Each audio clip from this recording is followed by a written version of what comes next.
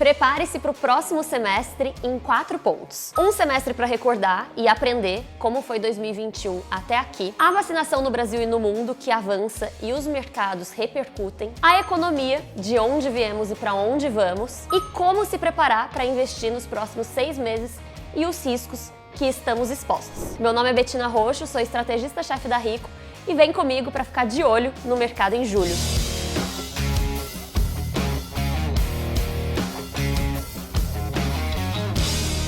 Quantos anos vivemos nos últimos 6 meses? Ao mesmo tempo que parece que ano passado foi 2019, a gente tem a impressão que janeiro de 2021 foi uma década atrás. Ao redor do mundo, a primeira metade desse ano foi marcada pelo vislumbre da luz no fim do túnel após um ano perdido para o Covid. Enquanto muitos países correm atrás de resultados positivos e o número de mortes em 2021 já supera o do ano inteiro de 2020, nos Estados Unidos a vacinação rápida, os estímulos de mais de 5 trilhões de dólares e o retorno gradual à vida normal elevaram a projeção de crescimento da economia para 6,5% em 2021. Na Ásia, a China continuou recuperando forte e puxando as commodities para a lua. No mercado financeiro brasileiro, a gente começou o ano com a bolsa totalmente pressionada, entre as piores do mundo, e os prêmios de renda fixa refletindo um pessimismo intenso com a situação fiscal do país e um período nebuloso acerca da vacinação, que não saía muito do lugar, apesar da nossa excelente infraestrutura vacinal. No segundo trimestre, os papéis começaram a descomprimir e correr atrás do prejuízo. A gente não é mais a pior bolsa do mundo e a nossa moeda deu um gás nos últimos meses. A nossa bolsa foi beneficiada nos 3 últimos meses, principalmente por movimentos de altas nos preços das commodities e boas notícias em torno da vacinação e da reabertura da economia, bem como dados de crescimento mais robustos que o esperado e a redução da percepção de risco fiscal agudo. Agora, o fundamento ainda parece positivo para as commodities, apesar de questões regulatórias na China. Investidores estrangeiros voltam cautelosamente a investir no Brasil e setores mais dependentes da reabertura econômica tendem a responder ao ritmo da vacinação. A agenda de vacinação no Brasil e no mundo foi com certeza um dos principais temas discutidos nesse último semestre que passou, e a performance das bolsas teve muito a ver com isso. Porém, um novo inimigo se desenvolveu ao longo desses últimos 6 meses, tem evoluído de forma preocupante para os investidores e é um risco importante de ser acompanhado na segunda metade desse ano.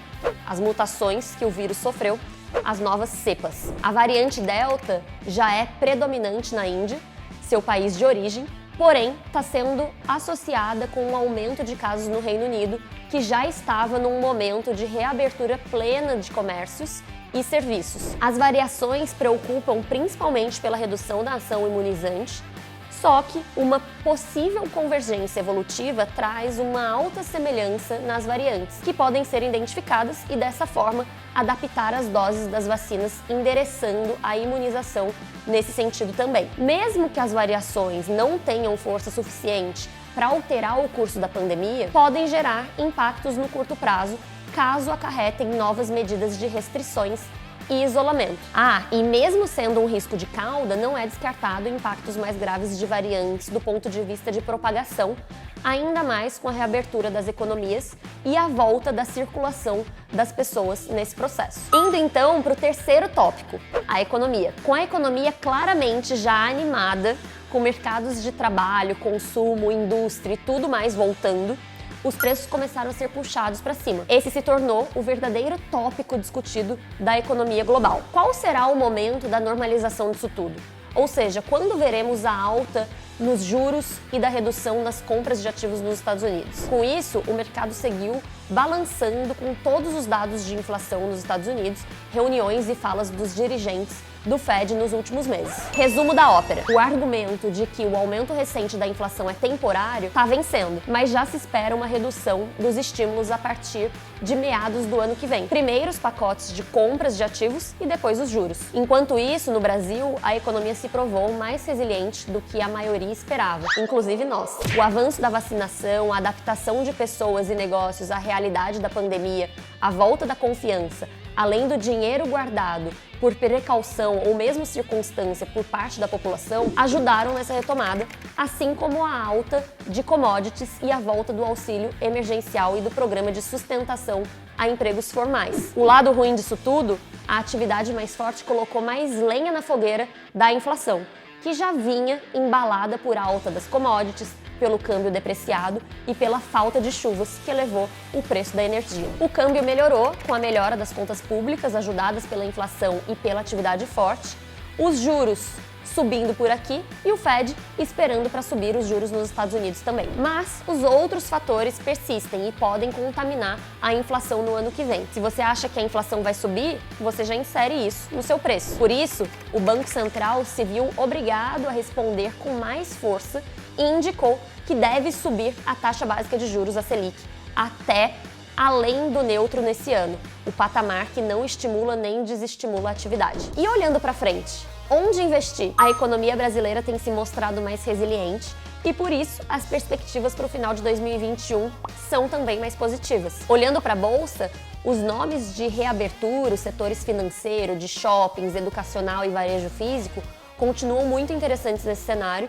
além do setor de commodities, que deve continuar se beneficiando de uma demanda forte, uma oferta limitada, mesmo que possa ser afetado pelo real mais forte e por preços mais baixos de commodities. No relatório completo do De Olho no Mercado, a gente compilou uma lista de nomes que se mantêm atrativos e podem se beneficiar da narrativa de reabertura no Brasil e os que também são interessantes no setor de commodities. Vale notar que com o índice de small caps tendo mais que o dobro do peso em consumo discricionário que os de large caps, representado pelo Ibovespa, e uma exposição significativamente maior a nomes do setor imobiliário, as small caps são mais inclinadas a responder ao cenário doméstico. A melhora da atividade econômica recente também pode ser positiva para essas ações. Mas um ou outro?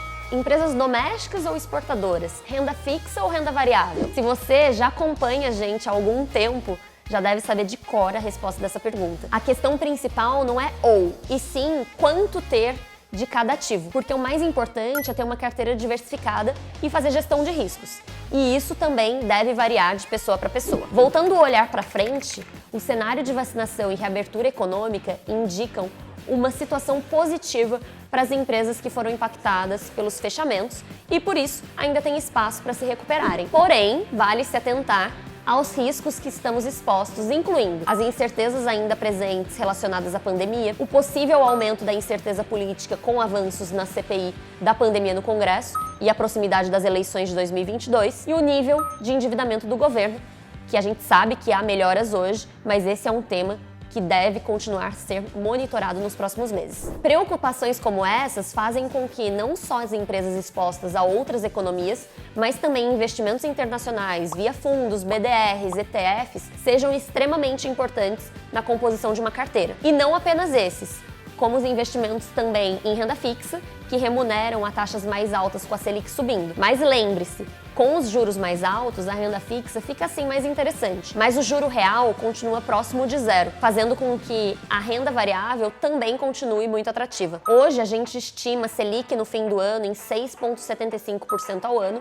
e 6,2% de inflação, resultando num juro real de 0,55% ao ano. Por fim, o andamento das conversas em relação ao projeto de reforma tributária é um outro ponto de atenção nos meses adiante. Enquanto o governo estima que a reforma tributária vai ser neutra em termos de impacto nas contas públicas, para os investidores de ações pode ser considerada negativa, enquanto para os investidores de renda fixa e fundos as mudanças são positivas. A proposta também toca em assuntos sensíveis, como o aumento da tributação em dividendos e o fim da isenção ao JCP. Só que a discussão ainda tem muito caminho pela frente e a proposta inicial ainda pode sofrer muitas mudanças e ser substancialmente diferente da aprovada pelo Congresso no final. Por isso é super importante continuar acompanhando esse assunto e todos os outros que a gente discutiu aqui. E para fazer isso tem um jeito muito fácil, é só acessar a reconnect.rico.com.vc, que tem tudo lá. Se você não quiser perder nada que possa impactar os seus investimentos, é só se inscrever aqui no nosso canal no YouTube, ativar o sininho e seguir todas as redes sociais da Rico. Eu vou ficando por aqui, até o próximo De Olho no Mercado e bom semestre para todos nós!